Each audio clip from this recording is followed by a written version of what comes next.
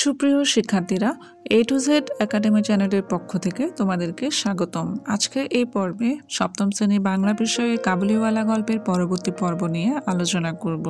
আমরা গত পর্বে দেখেছিলাম যে রহমত জেল থেকে ছাড়া পেয়ে মিনির বাসায় এসেছিল মিনিকে দেখার জন্য, কিন্তু ওই মুহূর্তে মিনির বাড়িতে বিয়ের সানাই বাজছিল, যার কারণে লেখক চায়নি এমন অবস্থায় রহমতের সাথে মিনির দেখা হোক। তো এরপর থেকে আমরা বাকিটুকু দেখব।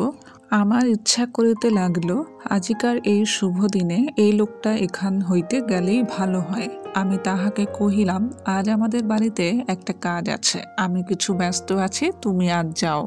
কথাটা শুনিয়াই সে তৎক্ষণাৎ চলিয়া যাইতে উদ্যত হইল। অবশেষে দরজার কাছে গিয়া একটু ইতস্তত করিয়া কহিল, খোকিকে একবার দেখিতে পাইব না? আমি কহিলাম, আজ বাড়িতে কাজ আছে, আজ আর কারো সাথেই দেখা হইতে পারবে না। সে যেন কিছু ক্ষুণ্ণ হলো, স্তব্ধভাবে দাঁড়াইয়া একবার স্ত্রীর দৃষ্টিতে আমার মুখের দিকে চাহিল, তারপরে বাবু সেলাম বলিয়া দ্বারের বাহির হইয়া গেল। আমার মনে কেমন একটু ব্যথা বোধ হইল, মনে করিতেছি তাহাকে ফিরিয়া ডাকিব, এমন সময় দেখি সে আপনি ফিরিয়া আসিতেছে। এখন এখান থেকে কি প্রশ্ন হয় সেটা দেখব। রহমত স্তব্ধভাবে দাঁড়িয়েছিল কেন?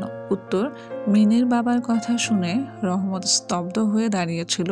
দীর্ঘদিন জেলে বন্দী থাকার পর রহমত মিনিকে দেখতে তাদের বাড়ি আসে। সেদিন মিনির বিয়ের দিন ছিল, তাই সে মিনির সাথে দেখা করতে চাইলে মিনির বাবা অকল্যাণের আশঙ্কায় তাকে না করে দেয়। এই কথা শুনে রহমত স্তব্ধ হয়ে দাঁড়িয়েছিল।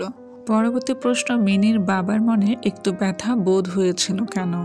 মিনির সাথে রহমতের প্রথম সাক্ষাতের কথা মনে পড়ায় মিনির বাবার মনে একটু ব্যথা বোধ হয়েছিল।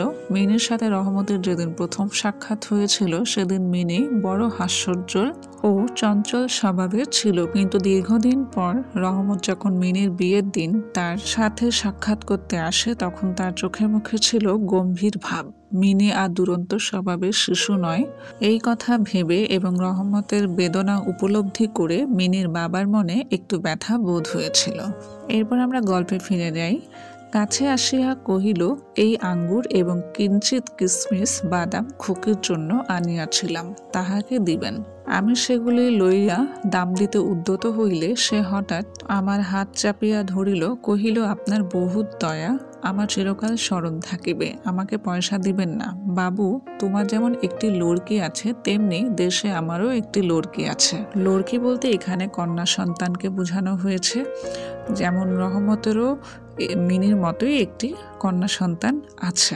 এখান থেকে কি কি প্রশ্ন হতে পারে সেটি আমরা দেখে নিই। কাবুলিওয়ালা আঙ্গুর কিশমিশ ও বাদামের পয়সা নিতে রাজি হয়নি কেন? উত্তর, কাবুলিওয়ালা মিনিকে কন্যার মতো ভালোবাসত, তাই আঙ্গুর বাদাম কিশমিশের মূল্য গ্রহণ করতে রাজি হয়নি।